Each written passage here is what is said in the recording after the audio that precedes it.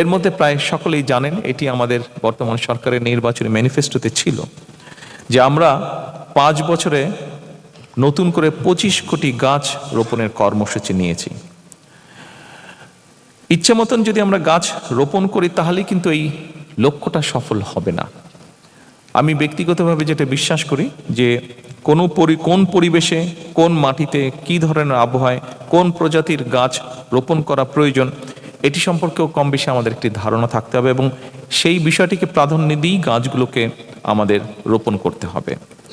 আমাদের দেশে ইদানিং আমার কাছে মনে হচ্ছে বিষয়টি একটু কম, কিন্তু 90-এর দশকে আমার মনে আছে খুব দেখতাম যে ইউক্যালিপটাস বা আকাশমণি প্রজাতির একটা গাছ, এই দুটো গাছ লাগানো হতো।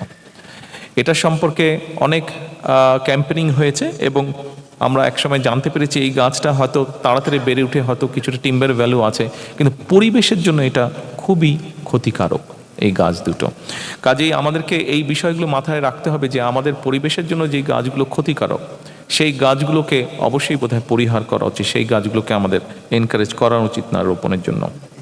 এবং একই সাথে নতুন বৃক্ষরোপণের ক্ষেত্রে দেশীয় প্রজাতির গাছ যেমন ঔষধি, অর্কিড, বাঁশজাতীয়, বনজ, ফলদ, অর্থকরী বা বিপন্ন প্রজাতির গাছ এইগুলোকে রোপণ করা বোধহয় খুবই দরকার। কিছুদিন আগে আপনারা খবরে দেখেছেন আমাদের কক্সবাজারে একটি ট্রেন লাইন গিয়েছে চট্টগ্রাম থেকে দুলহাজারিয়া হয়ে।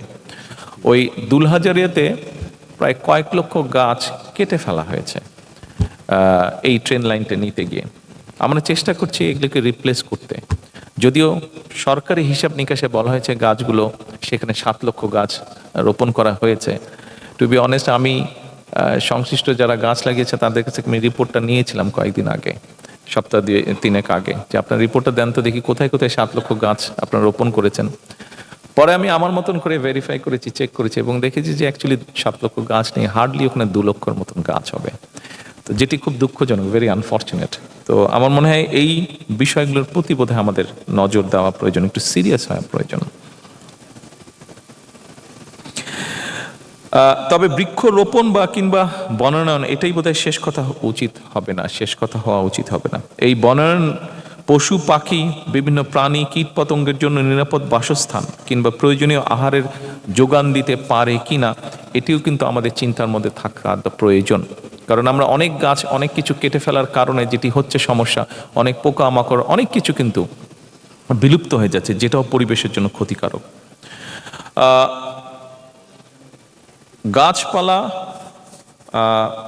প্রাণী অর্থাৎ সকল জীব এবং মাটি, পানি, বায়ু, জড় পরিবেশ সব কিছু যাতে স্বাভাবিকভাবে মিলেমিশে থাকতে পারে, বনায়নের মাধ্যমে, ফরেস্টেশনের মাধ্যমে এরকম একটা ইকোসিস্টেম বজায় এবং বহাল রাখায় আমরা চেষ্টা করছি। বর্তমান সরকার যে কাজগুলো করছে তার ভিতর দিয়ে এই পুরো জিনিসটাকে একসাথে রাখার, পরিবেশের যে ঠিকটাকে, সেটাই আমাদের লক্ষ্য। শুধু যে গাছ লাগাবো আমরা, শুধু যে প্লাস্টিক সরাবো তা না, অনেকগুলো ইন্টিগ্রেটেড জিনিস আছে, সেগুলোকে আমরা খেয়াল রাখার চেষ্টা করছি।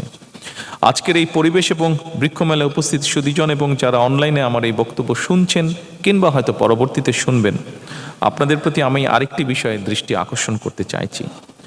সেই বিষয়টি হলো, নতুন বৃক্ষ রোপণ অবশ্যই জরুরি, তবে এই যেই গাছটাকে আমরা রোপণ করলাম এটা নিরাপদে বেড়ে উঠছে কিনা, বেড়ে উঠতে পারছে কিনা সেটি নিশ্চিত করাও খুব বেশি জরুরি।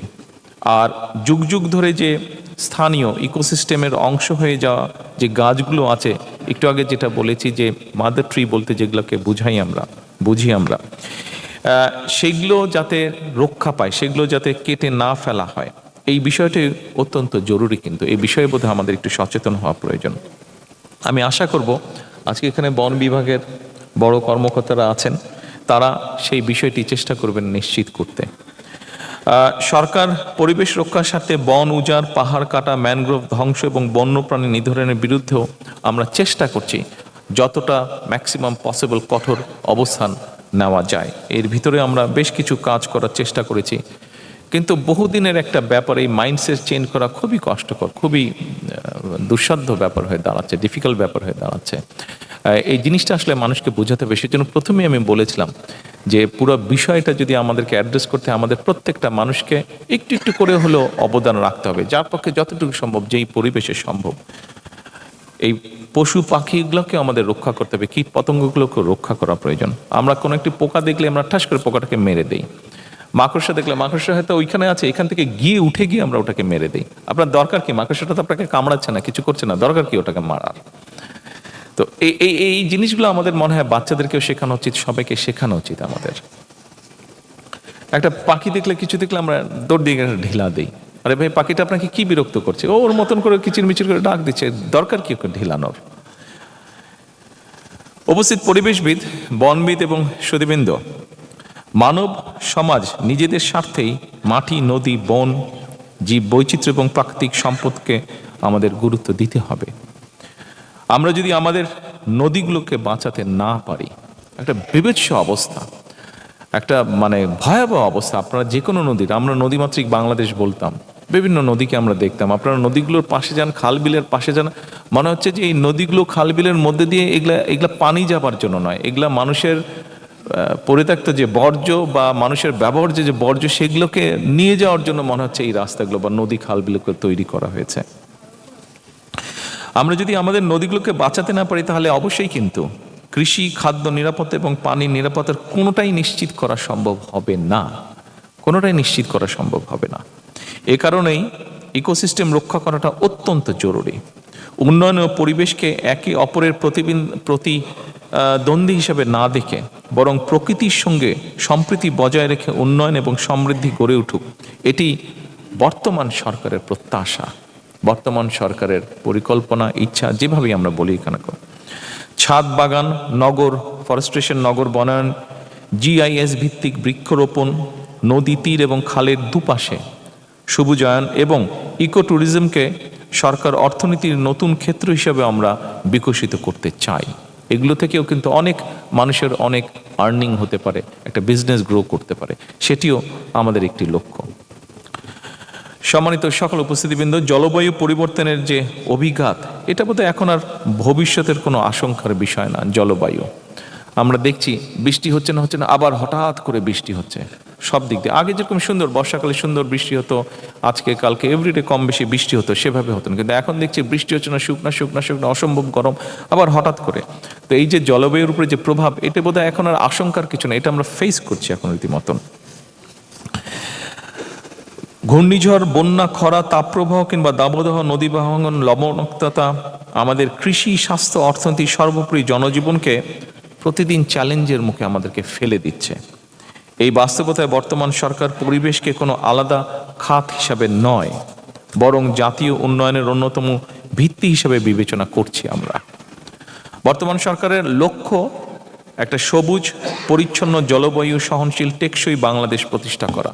আমার মনে হয় মানুষ হিসাবে এটি বোধহয় শুধু সরকার না, আমি বক্তব্যে বলেছি সরকারের, কিন্তু আমার কাছে মনে হয় এটি মানুষ হিসেবে এই ঘরে যারা বসে আছেন, এর ঘরের বাইরে বহু মানুষ আছেন যারা বিষয়টি রিয়েলাইজ করছেন, এটি বোধহয় আমাদের সকলেরই লক্ষ্য।